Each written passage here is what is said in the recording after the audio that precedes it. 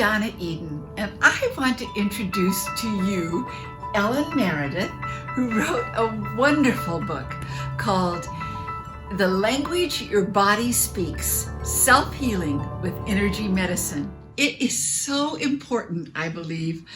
She's going to teach how to dialogue with the energies in your body.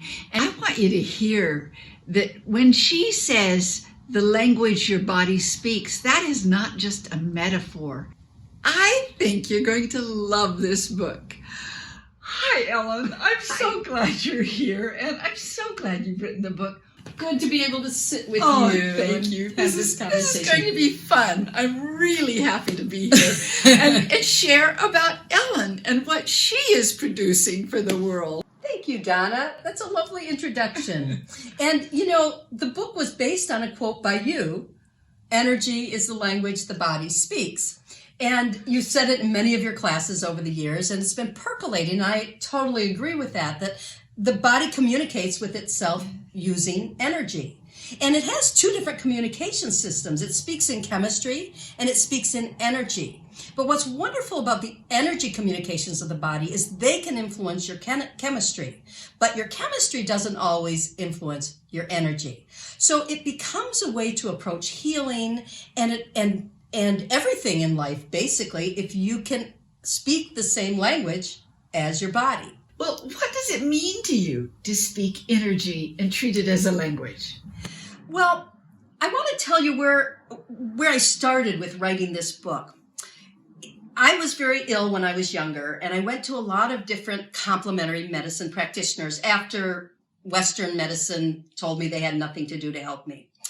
And I was very impressed. I was just enchanted. I went to an applied kinesiologist. I was enchanted with meridians and Chinese medicine and all of that stuff. But it wasn't anything I could do for myself. And it started to get pricey. I had to pay each time to go and get help and more help. And then as I evolved, I healed, but I found other modalities that were really wonderful and interesting, but they each have their jargon. They each have so much technical know-how that I felt like I'd have to study and study and study to use them for myself. And so I started to think about, is there a source code? Is there a language that underlies all of these different healing modalities that are so wonderful when they're in the hands of a professional practitioner that we can use to heal ourselves and to help ourselves? And in the process of trying to figure out how this language works, I, of course, encountered Eden Energy Medicine, and you're the queen of self-help. Do you want to talk a little about how you came to help yourself using energy? I believe I have always spoken energy. When I was a little girl, I could not articulate or find words very easily, which has followed me much of my life. But what was easy was just continuing on what I, as a baby, and all people as babies spoke, was energy. That's the first language.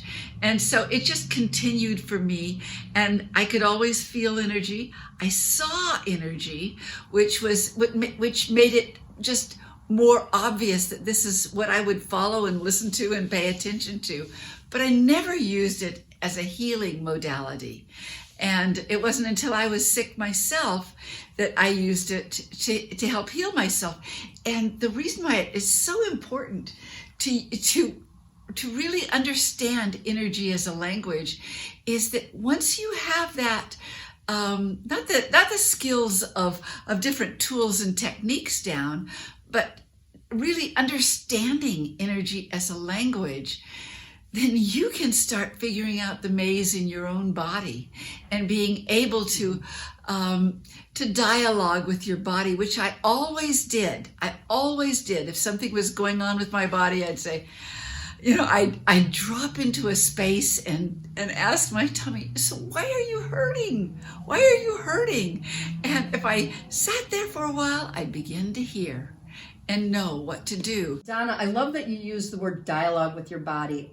In the book, I talk about it's a new old concept called energy dialogue. It is a way of healing that isn't about, I need the right answer, this is wrong, and what will fix it. It is about having that conversation with your body and your body's energies, and they will show you the way. And it's so interesting too that you came to it through your sense of feeling and perceiving energies, because I came from almost not the opposite direction. I came through words. I was a wordsmith, and everything was words, words, words. And I think I know that in preschool, I lay there, they put us down for nap time, and I had to sleep with the older kids because I'd go down and blah, blah, blah, blah. I just suddenly start chatting because words were everything. And I went into writing poetry and writing, creative writing. And it was when trying to find the perfect set of words to capture a feeling, a moment, an understanding of one little piece of life that I started to feel like there's something in the center of those words, and that's the energy. And I know we're saying energy a lot, and we can think of it on lots of different levels. So I think I want to say a few words about what we mean when we say energy. On one level, which everyone will understand, the body has these electrical signals, right? The brain sends out electrical signals and all of that. That's energy like we learn it in school. Yes. But I think that we all know energy from every day. You're looking low energy. Well, you're high energy. You're looking deflated. You are taking up all the space. And we just have so many ways in our language and in our understanding of life to think about what you would call energy states. And I had an interesting experience. Just today, I was walking up a hill with someone, and she's a little bit older than me, but not a lot. But she was struggling to get up the hill, and I'm bounding up the hill, and I'm quite a bit heavier than she is, but I'm bounding up. And I stopped, and I looked at her and realized when I walk up the hill, because energy's always been sort of my inner language, I actually pull energies up from the earth to like little pistons that send my energies pumping, or I hook into a rope tow, like a ski rope tow, and it pulls me up the hill. And she was actually climbing the hill, and it was so much more work. Yeah. And so when I talk about energy in the book, I take it to everybody has a story with energy. Everyone has something that has taught them how to understand and perceive energies. You don't have to have real special psychic abilities. If you're a musician, that's your language for understanding energy. If you are an artist of any sort, maybe it's imagery. If you're a visual artist, it's imagery. And if your artistry is gardening, you can use seeds to tell the stories of different energies. So I always encourage people, and I do encourage people in my book, to look at what vocabulary is already developed in you, because everybody has something. Yes, absolutely. Absolutely. I loved how you spoke of all the language we use anyway, talking about energy. I mean, we do. And you know it too, when you don't have any energy and somebody you really like comes into the room, suddenly, where did that energy come from? You've got energy. In my book, I am talking about how to actually participate in the communications that happen between your body, your mind, and your spirit. And that doesn't seem terribly medical. It doesn't seem like, well, how does that relate to some diagnosis I received from my doctor, or some chronic illness I've had? So I would like to hear a little from you of how you see this book that I've written relating to Eden energy medicine. One of the things that is very similar in some ways, said differently, but we both understand very well that energy is intelligent. In fact, it is more intelligent, far more intelligent than your intellect, because it already knows how to heal you. It knows what to do next. It also is a communication system between your mind and your body and your spirit. So that if something is going on in one of one of those three, you might even find out what's going on through another avenue. Like if you're hurting in your body somewhere, you can go in and see what your mind is thinking about it, or your spirit is thinking about it, or even connect into the connections, the communication between your cells. I mean, many times, well, it's gone on all my life, I find myself, I drop into my body, and some part of my body starts to speak, and that might be my spirit. But everything, since I'm quite visual, I see the different parts of my body as characters, or as somebody with a voice.